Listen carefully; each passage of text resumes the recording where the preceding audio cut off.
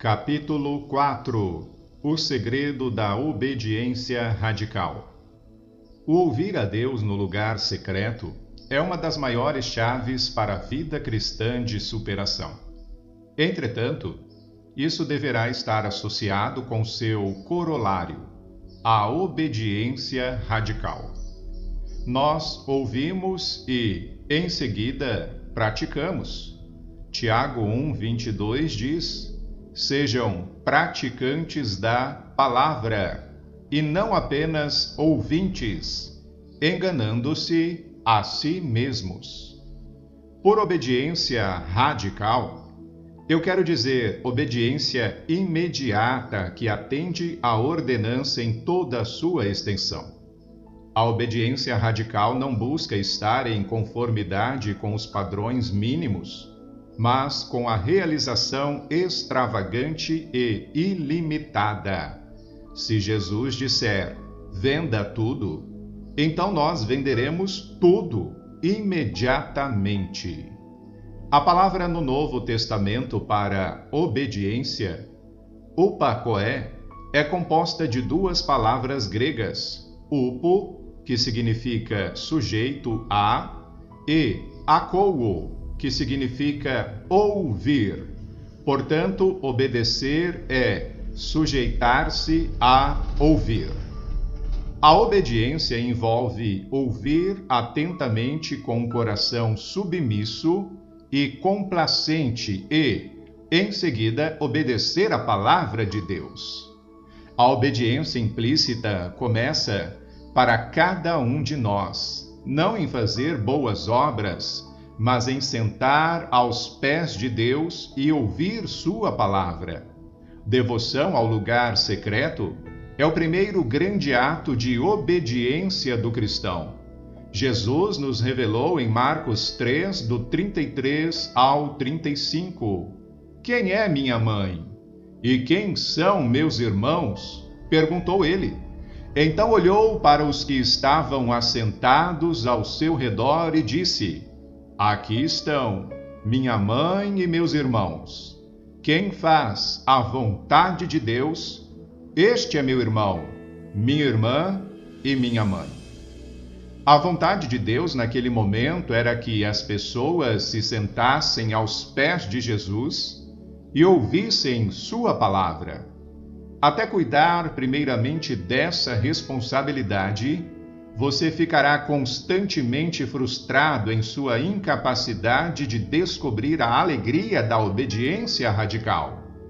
As atividades do culto recebem sua energia espiritual da fornalha de um relacionamento de amor fervoroso aos pés de Jesus.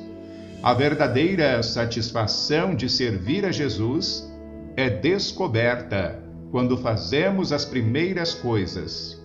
Primeiro, nos sentamos e ouvimos. Depois, nos levantamos e fazemos. Meu amigo Steve Piglow certa vez me contou que considerava algumas pessoas como cristãs da lei comum. Com isso, Steve queria dizer que elas desejavam os benefícios do viver em Cristo sem ter compromisso com Ele. Mas assim como a alegria completa de viver junto é encontrada somente no contexto do compromisso do casamento, a alegria de seguir Jesus é encontrada somente ao nos entregarmos a cada palavra que procede de sua boca. Algumas pessoas empregam toda a sua energia em pensamentos criativos. Entretanto, Deus tem uma forma de negar os planos dos homens. Salmo 33, 10 e 11 diz: o Senhor desfaz os planos das nações e frustra os propósitos dos povos, mas os planos do Senhor permanecem para sempre, os propósitos do seu coração por todas as gerações.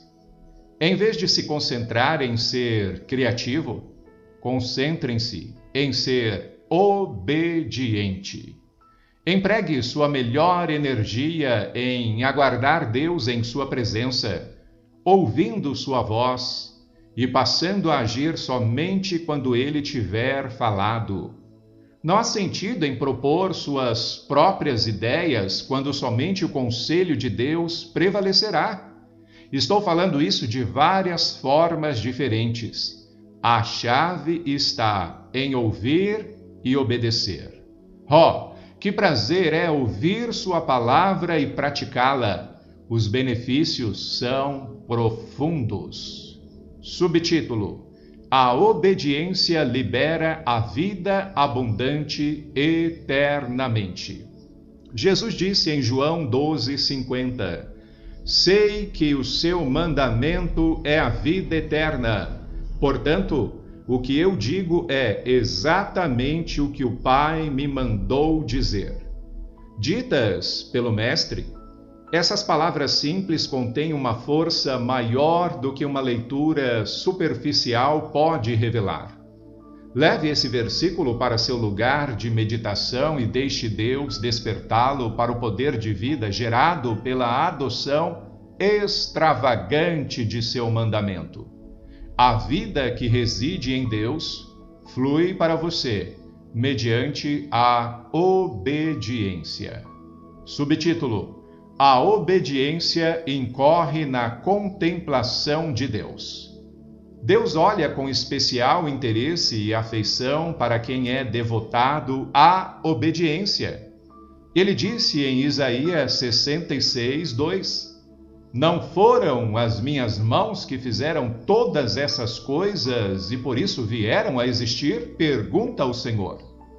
A este eu estimo, ao humilde e contrito de espírito, que treme diante da minha palavra. É fantástico apenas imaginar. Você está no lugar secreto com a palavra de Deus aberta e tremendo na esperança de Deus falar com você. Ele observa seu espírito desejoso e concebe as maneiras de honrar sua devoção. Uau!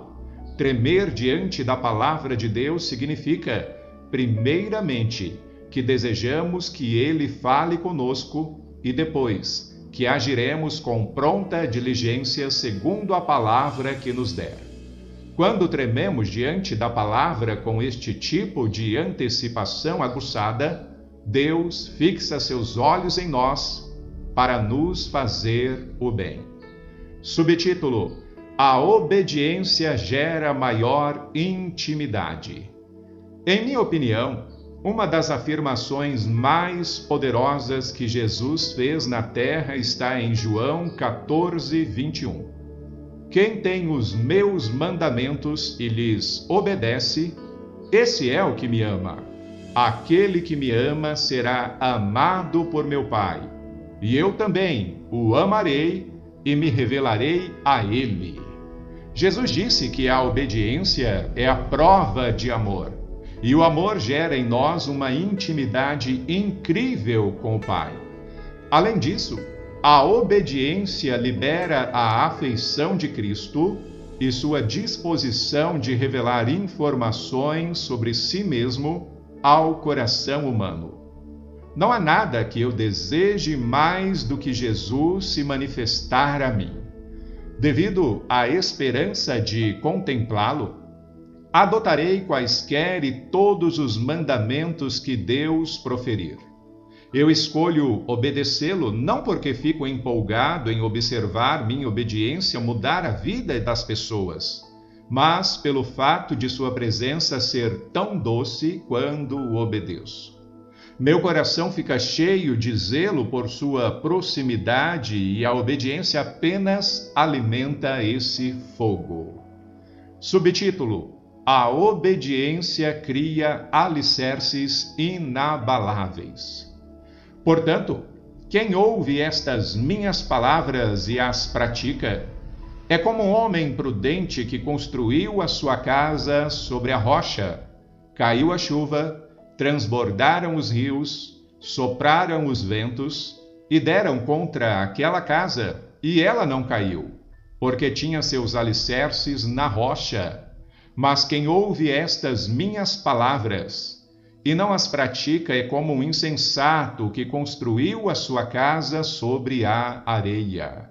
Caiu a chuva, transbordaram os rios, sopraram os ventos e deram contra aquela casa e ela caiu.